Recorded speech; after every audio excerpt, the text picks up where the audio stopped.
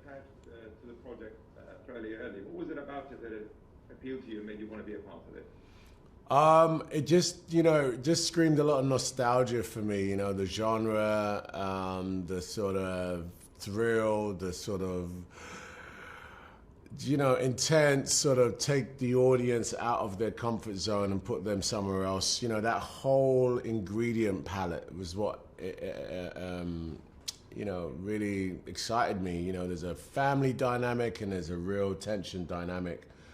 You know me, I like to make films that are never the same. I like to, spread, and I hadn't made a film like this, so I was really, attracted to it. The writing of the script is good, and I really wanted to work with Bolt. I actually took the film to Bolt and said, hey, I want you to make this, would you please play? And he was like, yeah, I'd love to, and, and that's where this started to come together. I'm really proud of it. I think it's really well executed, I believe, and hopefully audiences just go along for the ride. You just mentioned that you really haven't done anything like this before and that you like changing it up. That's true. That's a constant in your career to not be constant. And so let's talk about your character then. What kind of a man is Dr. Nate Daniel? He's definitely in these films not the hero. He's not the guy that's like, oh man, he knows how to handle himself. He's going to be okay. This is a man that's actually broken by the loss of his wife and the loss of the mother of his children, and their relationship. I mean, him and his kids. That relationship is fractured at the beginning of this movie. Nate is no fighter. And even for his family, I guess he's kind of guilty of giving up after his wife has died. So there's definitely this broken man feeling of Nate when you meet him. And I think what they go through is extraordinary, but actually helps repair the relationship that has been, like I said, fractured, and repairs him. Even though he gets almost shred to pieces, I think he comes back a much stronger man. You're right, and the fact that he's not perfect and he's not the typical hero makes us actually relate to him more. What do you like about him? I liked that, from a character perspective, it was complex for me to try and pull this together so that he is relatable. He's a dad, and he is the guy that he's not sure what he's going to do next, but he'll do what he has to. And I really, wanted to bring that alive, and Bolton and I, we sort of marked the territory of the script where, this was where he was most fragile versus where he's most triumphant. And that balance was really important. I also liked that, there was going to be this really intricate, battle between the beast as a lion and the beast that is the man. And, the technicalities of making this film were challenging, in terms of how, the actual mechanics of a lion versus a man, what that felt like and looked like. But also the sort of symbolic, fight for two characters that essentially are living on opposite sides. The lion has been ripped from its family and therefore fearful for its life and will fight for its territory. And, Nate is the same, he's mourning. He may lose his daughters, not only, in terms of their love for him, but also in actuality with this threat. So that fight is really, it's like a real battle. So I enjoyed, reading the script, thinking how we pull this together. By the way, you look really convincing there as a doctor, I have to say, under difficult circumstances. How did you prepare the role? It was just, Baltasar is very much, a guy who wants to see it in the camera. He doesn't want to fake it. So we had a lot of preparation, actually. So a lot of consultation with the people that, that do this for a living, not fight lions, but, doctors and whatnot, and poachers, and not poachers, but anti-poaching teams. We had to do a lot of understanding of what this reality looks like. Obviously, it's a film, yeah, and some things, we took artistic license for, but We did a lot of research. We did a lot of research, and there was a lot of prep, a lot of sitting around with the script, talking through things, lots of rehearsal. I have to say, the relationship between the father and the two daughters really works very well.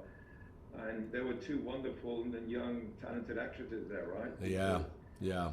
What can you say about Yana and Leah? I thought they were brilliant as Meredith and Nora. Yeah, they were really great to work with. Ayana and Leah both were just professionals, fun to be around, open-hearted, and, you know, took the work really seriously. And, you know, the good news is that we got along really well and we became a little family anyway. You know, we really did, because we found ourselves spending long periods of time together and we got to know each other a little bit. And I think some of that really transferred onto the screen. You know, sometimes the lines between action and cut just blurred because we were really a sort of like a family unit. And it was really important for us to texturize that for the audience, because it is a big spine of the film, you know. You want them to survive this line, but you also want them to patch their relationship up.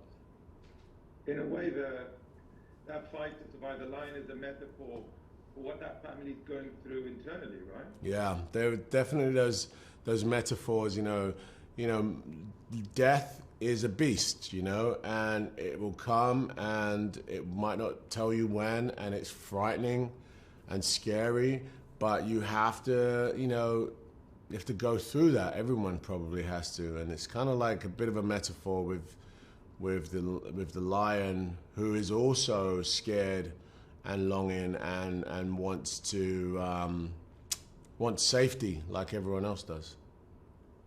I love also your relationship with Charlotte's character, who plays your best friend in the movie, and the manager of this game reserve they visit. I thought that was a really nice relationship with them. You can saw a bit of humor there too. Yeah, no, Shelto's great to work with. He's very, very funny in real life, but also, you know, gave us a sense, a character that, you know, I think audience, you know, sort of gravitate to.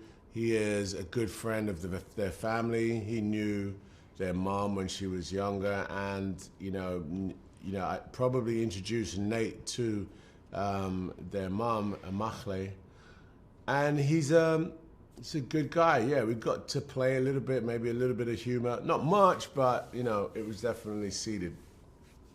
Speaking of playing a little bit, I love that scene at the beginning of the movie when the two of you are drinking, because your character kind of shows his more vulnerable side there.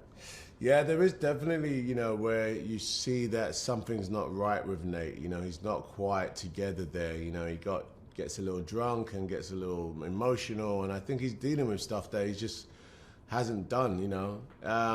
Africa, or traveling to somewhere that makes you feel a little bit, you know, you're not really known, you don't know the surroundings as well, can make you feel vulnerable for sure. And I felt that was something we sort of played, that even though Africa is a place of fond memories for Nate, this is where he feels vulnerable.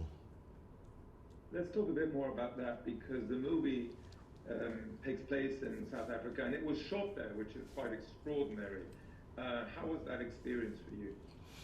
I love working in South Africa. I've worked there a few times, and it's a beautiful part of the world. They call it God's country. That's what South Africans refer it to, and you can see why, because it's just like really stunning. In the movie, you know, the environment is one of the big characters in the film, so it was important that we went there and that we showed, you know, this part of the world in its entirety and its glory. The light for filmmaking is just beautiful there, and that was really captured beautifully by the cinematographer Philippe. And you know, we were very fortunate. It was a bit like a little camp group, the crew, you know, because it was quite a big crew, but you know, we were in the middle of nowhere, so we became quite close.